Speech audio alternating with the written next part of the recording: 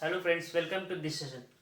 जैसे हमने पिछले सेशन में मनी के बारे में पढ़ा था कि मनी क्या होता है और कैसे कौन कौन से फॉर्म्स ऑफ मनी होते हैं, उसके बारे में हमने पढ़ा था। ठीक है, इस सेशन में हम बैंकिंग के बारे में समझेंगे कि बैंकिंग क्या होता है, आरबीआई कब एस्टेब्लिश किया गया था, आरबीआई का क्या क्या फंक्शंस है, उसके बारे में डिस्कस करेंगे। ठीक है, तो वीडियो स्टार्ट करते हैं। सबसे पहले हम समझते हैं कि बैंकिंग का मतलब क्या होता है। ठीक है, बैंक क्या होता है। ठीक है, तो बैंक जो होता है वो जो लोग हैं उनसे पैसे को एक्सेप्ट करता है इस पर्पस के लिए ताकि वो लेंडिंग कर पाए। ठीक है, तो मेन फंक्शन बैंक का पहला प्राइमरी फंक्शन क्या हुआ कि accept the deposits from the public for the purpose of lending.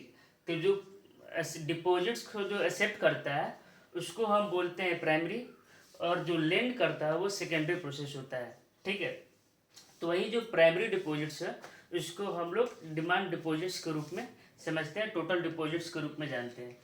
ठीक है, तो अब इसका हम डेफिनेशन देखते हैं। देखिए, बोर्ड्स के एग्जाम में मेनली जो है वो बैंकिंग एक्ट के अकॉर्डिंग अगर आप डेफिनेशन लिखेंगे तो इसमें फुल मार्क्स मिलता है। ठीक है, इस तरह आप अपने मन से अगर कोई डेफिनेशंस को क्रिएट करके लिखते हैं तो थोड़ा सा मार्क्स कट जाएगा, बट अगर जो बैंकिंग एक्ट है उसके थ्रू लिखेंगे तो फुल मार्क्स मिलता है।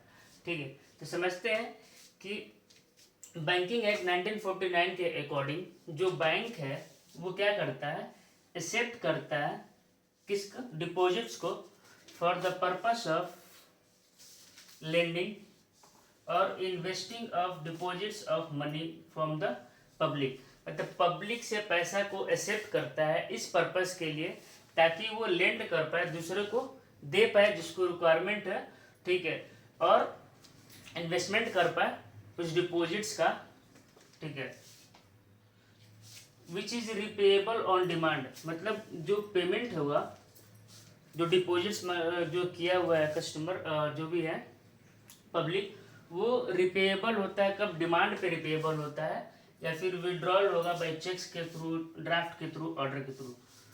तो इन सब का मतलब ये है कि जो बैंक है वो एक फाइनेंशियल इंस्टीट्यूशंस है जो एक्सेप्ट करता है डिपॉजिट्स को from the public for the purpose of lending and investment.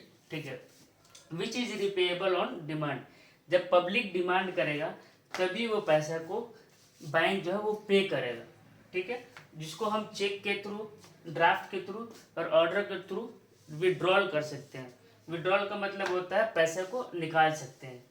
ठीक है, तो इसमें मेन चीज़ क्या हुआ, प्राइमरी फंक्शन में क्या हुआ, एक्सेप्ट करता है डिपॉजिट्स को और उसके बाद जो पैसा है उसको लेंड करता है जिसको रिक्वायरमेंट है। तो बैंक का जो प्रॉफिट भी होता है वो इसी के थ्रू होता है। मान लीजिए जो भी आदमी डिपॉजिट्स करता है तो जैसे सेविंग अकाउंट में, तो बैंक जो है वो इस पर इंटरेस्ट पे करता है। जो इंटरेस्ट जो होता है वो लेंडिंग इंटरेस्ट से कम होता है। सपोज करिए कि अगर सेविंग अकाउंट पे अगर बैंक 5% देता है और लेंडिंग, अगर जो पैसा अगर लेंड करता है, बोरो करता है, दूसरे को उधार देता है और वो 6% पे देता है, तो जो 1% का गैप है वो जो होता है बैंक का प्रॉफिट होता है 1% का। ठीक है, अब समझते हैं कि हमारे जो इकोनॉमी में कौन सा बैंक, मतलब पूरा इकोनॉमी की कौन सा बैंक चलाता है। ठीक है, तो आरबीआई जो होता है वो बैंक, मेन बैंक होता है, एपिक्स बैंक होता है जो सारे के सारे कमर्शियल बैंक को रेगुलेट करता है, सुपरवाइज करता है। ठीक है, मॉनिटर करता है। ठीक है, तो आरबीआई को ही सेंट्रल बैंक, आरबीआई को ही सेंट्रल बैंक, एपिक्स बैंक के नाम से हम जानते हैं। आरबीआई जो है वो 1 अप्रैल 1935 को इस्टेब्लिश किया गया था और पहला जो इसका हेडक्वार्टर था वो कोलकाता में था, बट अभी जो है वो मुंबई में है। ठीक है, और अभी जो करंट जो गवर्नर है वो शक्तिकांत दास जी है। ठीक है, जो 25 गवर्नर है आरबीआई के। ठीक है, अब समझते हैं कि जो सेंट्रल बैंक है उसका मेन फंक्शंस क्या क्या होते हैं। तो जो सेंट्रल बैंक है उसके 7 फंक्शंस हैं। ठीक है, उसको एक एक करके समझते हैं। सबसे पहले सेंट्रल बैंक जो होता है वो इशू करता है नोट्स को। तो जितना भी हमारे देश में जितना भी करेंसी है, जितना भी नोट्स है, कॉइन है, वो सारा का सारा सेंट्रल बैंक ही इशू करता है। उसके पास मोनोपोली राइट्स होता है। इसके अलावा कोई भी बैंक वो करेंसीज को इशू नहीं करता है। जैसे जो कमर्शियल बैंक है वो मनी सप्लायर का काम करता है, ठीक है, डिपॉजिट्स से डिमांड डिपॉजिट्स के थ्रू क्रिएट करता है। बट जो सेंट्रल बैंक है वो नोट्स को इशू करता है, ठीक है। तो हमारे देश में 4 प्रिंटिंग प्रेस करेंसीज है, ठीक है। करेंसी प्रिंटिंग प्रेस हमारे देश में 4 है, जहाँ से जो नोट्स है वो प्रेस होता है, उसका छपाई किया जाता है, ठीक है। तो सबसे पहला है नासिक, जो कि महाराष्ट्र में पड़ता है। यहाँ पे करेंसी को इशू किया जाता है, प्रेस किया जाता है, ठीक है। दूसरा है देवास, जो कि एमपी में पड़ता है। तीसरा है मैसूर, जो कर्नाटक में है। और चौथा शारबोनी, जो कि वेस्ट बंगाल में है। यही 4 जगह से जो है पूरे हमारे देश में जो भी नोट्स होते हैं, जो भी करेंसी होते हैं, यहीं पर इशू किया जाता है, ठीक है, यहीं से प्रेस किया जाता है। तो सबसे पहले क्या है, मोनोपोली राइट्स है इशू नोट्स का, पहला फंक्शन में। दूसरा होता है जो सेंट्रल बैंक होता है वो गवर्नर का, सॉरी, जो गवर्नमेंट है एज ए बैंकर की तरह वो काम करता है। तो जो सेंट्रल बैंक है एज ए बैंकर जब काम करता है गवर्नमेंट का, तो वो 3 फंक्शंस करता है। बैंकर की तरह काम करता है, एज एन एजेंट की तरह काम करता है, और जो तीसरा है एक फाइनेंशियल एडवाइजर की तरह भी गवर्नमेंट का काम करता है। अब देखिए, एज ए बैंकर जब काम करता है तो वो गवर्नमेंट्स को जितना भी अकाउंट्स है वो सारा का सारा मैनेज करता है, ठीक है। कितना एक्सपेंडिचर है, कितना रेवेन्यू हुआ, ये सारा का सारा कैलकुलेशन जो है वो करता है, ठीक है। तो एज ए बैंकर वो क्या करता है, मैनेज करता है गवर्नमेंट के अकाउंट को, ठीक है। जब central bank as an agent काम करता है गवर्नमेंट का, तो वो सिक्योरिटीज को बाई करता है और सेल करता है, ठीक है। जहाँ पे उसको दिखता है कि इस समय पे हमें सेल करना है ताकि प्रॉफिट मिल पाए ज़्यादा, तो उस समय सेल करता है। और कोई चीज़ सस्ता मिल रहा है, अच्छा चीज़, तो वो क्या करता है, बाई कर लेता है। तो इस तरह एज एन एजेंट भी गवर्नमेंट का काम करता है आरबीआई, उसके जो सिक्योरिटीज है उसको बाई एंड सेल करते रहता है गवर्नमेंट का, ठीक है। और तीसरा एज एन फाइनेंशियल एडवाइजर, वो काम करता है पॉलिसीज को फ्रेम करने में, ठीक है। कोई भी जो भी स्कीम्स आता है, ठीक, वो तो नीति आयोग के द्वारा बनाया जाता है, बट जो आरबीआई भी होता है वो पॉलिसी फॉर्मेशन में भी हेल्प करता है, ठीक है। कि जैसे कितना परसेंट समझ लीजिए कि इन्फ्लेशन हो गया, डिफ्लेशन हो गया, तो वो सारे चीज़ को कैसे कंट्रोल करेंगे, वो CRR SLR, इस नेक्स्ट वीडियो में हम समझाएंगे कि CRR SLR क्या होता है। तो उसके थ्रू भी मार्केट को वो रेगुलेट करता है, स्टेबल बनाए रखता है, ठीक है। तो एज ए गवर्नमेंट जो सेंट्रल बैंक है वो 3 काम करता है, बैंकर की तरह, एजेंट की तरह और फाइनेंशियल एडवाइजर की तरह। ये सारे सेंट्रल बैंक से क्वेश्चंस आते हैं बोर्ड एग्जाम में, 4-5 नंबर में भी क्वेश्चन आता है और MCQ में भी आता है, ठीक है।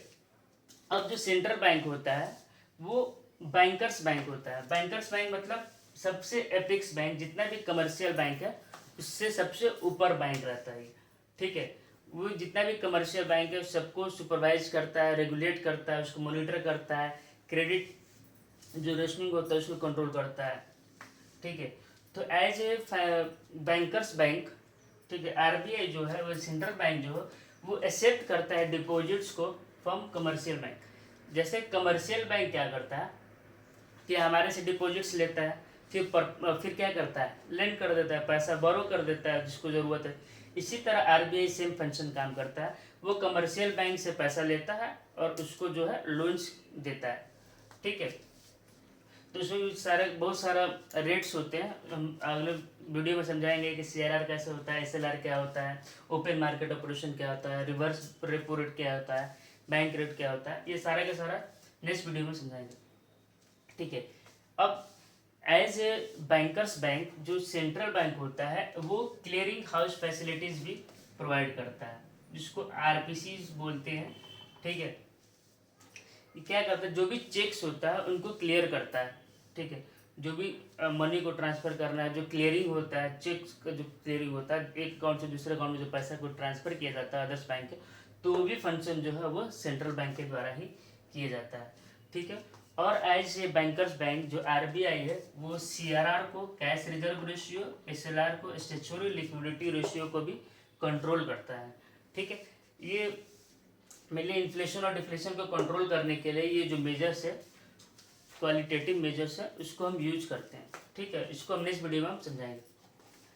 चौथा फंक्शन जो है आरबीआई का, वो होता है lender of last resort. Lender of last resort मतलब कि जो भी कमर्शियल बैंक है, अगर उनको कहीं से पैसा नहीं मिलता है तो आरबीआई जो होता है, जो सेंट्रल बैंक है, वो इन सबको पैसा प्रोवाइड कराता है, इन सबको पैसा देता है।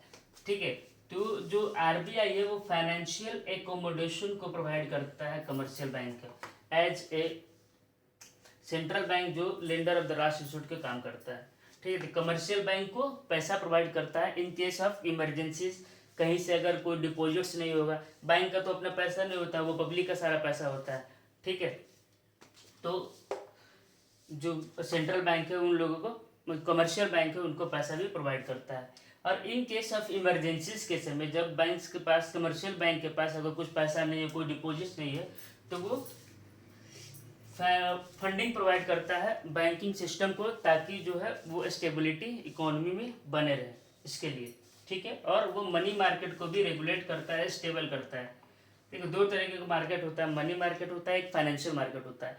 तो मनी मार्केट में जो भी ट्रेजरी बिल हो गया, जो शॉर्ट टर्म जो बिल्स होते हैं, उनको भी, इसके भी नेक्स्ट वीडियो में कभी हम मनी मार्केट्स के बारे में आपको बताएंगे कि कितने टाइप्स के मार्केट होते हैं। ठीक है, तो जो मनी मार्केट को भी जो आरबीआई है वो स्टेबल करता है और उसको कंट्रोल करता है। ठीक है, ताकि इकोनॉमी में स्टेबिलिटी बनी रहे।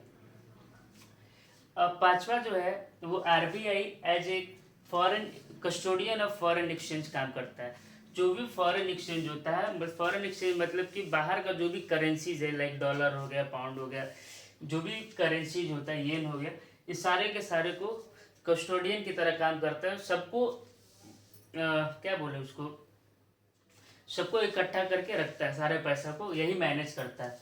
तो जो आरबीआई है वो एज ए कस्टोडियन की तरह काम करते हुए वो फॉरेन सिक्योरिटीज को क्या करता है, सेल करता है और परचेज करता है।